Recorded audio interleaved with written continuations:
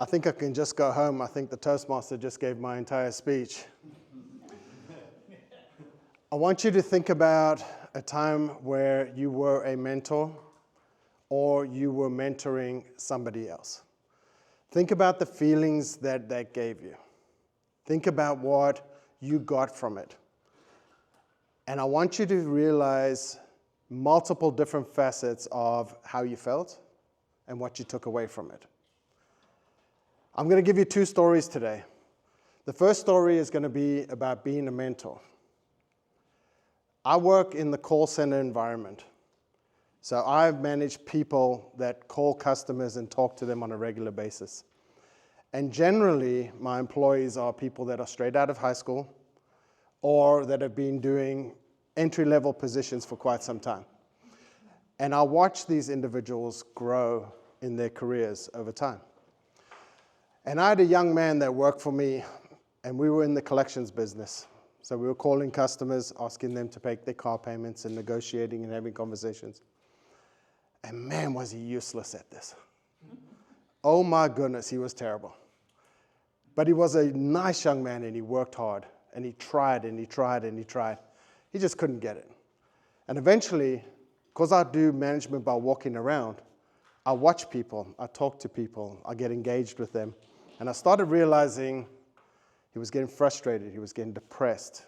He didn't really walk with a gait that was strong. He was slumped over, he got to his desk.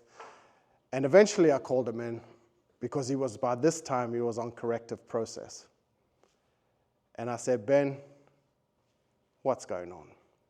That's simple. What are you doing? I'm just about to fire you, right? What's going on? He's like, I don't think I'm very good at this. And I'm like, well, I know that.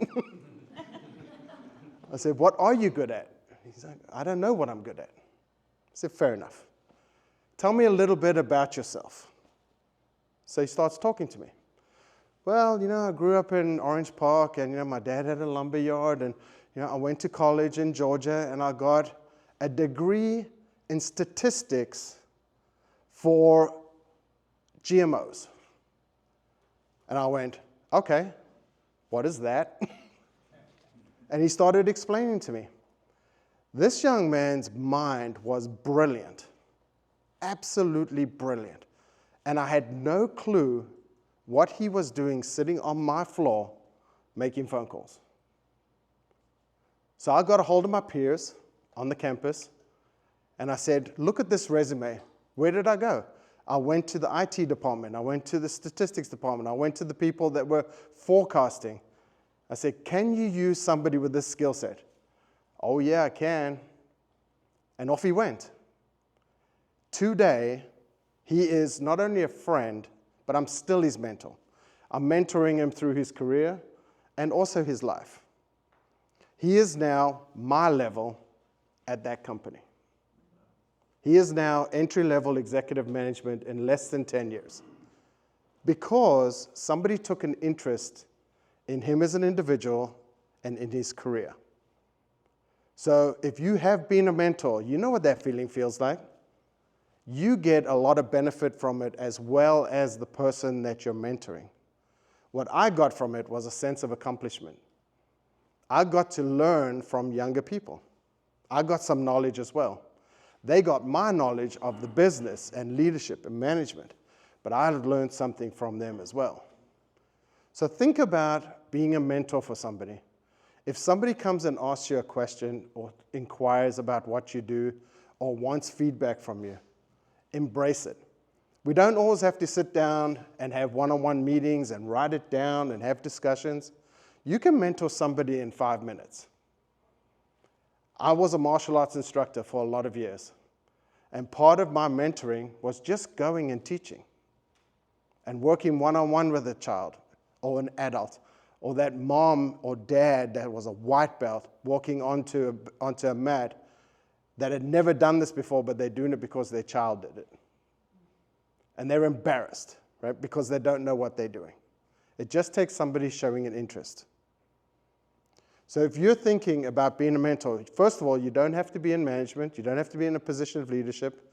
If you've read any books about anybody that's been a good leader in the world, Not everybody was in a position of leadership when they did it. So you do not have to be the person that's in charge at work, at your church, at your sports facility. You can mentor anyone.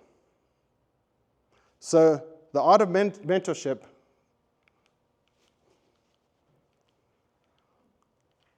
that's the benefits of being a mentor. Now I want to tell you a little bit about being a mentee. So a mentee is somebody that realizes that they need a mentor. They need some help. And it's up to the mentee to go and search for the help. It's not up to the mentor to go and find you. You, if you feel you need somebody to help you in an aspect of your life, go and look for somebody that potentially can help you. So I was in middle management.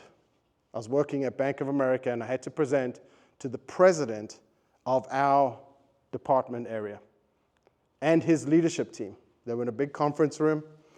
Typical story, walk in, have to give a PowerPoint presentation, and boy, did I start babbling. I started talking and talking and talking and talking and talking some more. Lost the audience completely. Eventually, my boss, who was sitting next to me, had to cut me off so that they could get on with doing business. I'd been in management for 20 years, but nobody had mentored me. And afterwards, I went to him and I said, "What happened?" He's like, "You're talking to senior leadership. You have 1 to 3 minutes to get your point across. That's it. Anything more than that, you've lost them." I'm like, you know what? I have to learn the skill. I have to learn the skill of being able to articulate my message up through the chain of command and being able to manage up. So I went and looked. I looked everywhere. To Mara's point, I tried to get adept at this, and I was no good at it. I practiced it. I was still no good at it. Then I found this thing called Toastmasters, and they had one on my campus, Speak Up America. So I went and joined it. And when I was there, I stood up and I did my icebreaker, and I said, the reason that I'm here is I'm trying to articulate my message to senior management. And there was a gentleman that was sitting in the audience, and he said, "I can help you." I thought, wow, okay, who's this guy? So I went and shook his hand. His name was David Hollingshead. And him and I sat and talked, and he said, "What are you trying to get?" I said, "I'm trying to articulate my message up through the chain of command." He was one of the only executives on that whole campus of 4,500 people that attended Toastmaster meetings. And he became my mentor. Just so everybody knows who David Hollingshead is, I'm trying to get him into our club to come here and speak. He was on the board of Toastmasters. He was in line to become president of Toastmasters. So we started working. Every time I had to give a speech or a presentation, Dave and I would sit down and I'd present to David. And he'd say, "You lost me. You lost me. You did okay here. You didn't do okay there." Wow, was it brutal. It was hard. However, I learned so much from that man as an individual, as a leader, and he got something from me as well. So as a mentee, you not only are learning yourself, but the mentor is learning as well. So in conclusion, I want you to think about our Toastmasters Club, and I want you to think about being a mentor, especially those of us that are experienced at this. Be a mentor for somebody that's brand new to Toastmasters. Help them, hold their hand, walk them through it. And those of you that are new, or those of you that want something, please go and see somebody that's experienced in Toastmasters and say, "I need some help with," and fill in the blank. Madam Toastmaster. Thank you.